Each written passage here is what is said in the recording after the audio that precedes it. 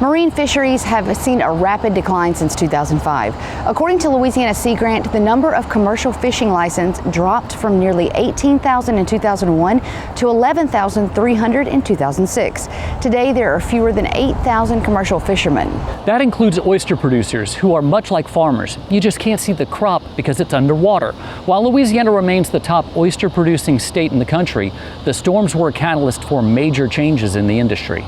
Walking down the dock at Delta Marina in Empire, Louisiana Oyster Task Force Chairman Mitch Jurisich, Louisiana Sea Grant Scholar Earl Melancon, and Louisiana Sea Grant Extension Agent Rusty Godet talk about what the Empire Canal looked like 20 years ago after Hurricane Katrina. This entire canal was completely full of compromised vessel, either completely sank boats or boats that were in various stages of disrepair, pilings through their hull. At the other end of this bridge right here was what we called the boat ball, and it was approximately 65 boats piled up together with 3 of the Menhaden boats that were on the highway. Where we're standing right here, the actual center of Hurricane Katrina passed right where we're standing, dead center.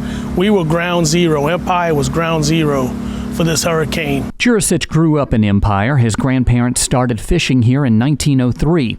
Hurricane Katrina brought the business to a sudden halt. The oyster industry was set back. You know, there was not an oyster industry during that time frame. Melancon remembers his first trek into the Barataria estuary just days after Hurricane Katrina to check on oyster reefs he knew well. When I came out of the canal and started to head south through Little Lake going into Barataria estuary, I had to literally idle back down because every one of my focal points for land references were gone. And I had been through a lot of hurricanes as a scientist, and that's the first time I lost every single one of my reference points to know how to navigate the estuary safely. So I had to rely on my GPS, and that's something that's gonna always be in my memory, to think that all the years I'd been through the estuary and always just relied on my knowledge of the estuary, it had totally changed. Totally changed. I had to learn the estuary again. What was below the water had changed too. A number of the reefs that I was using were scoured out. They were gone.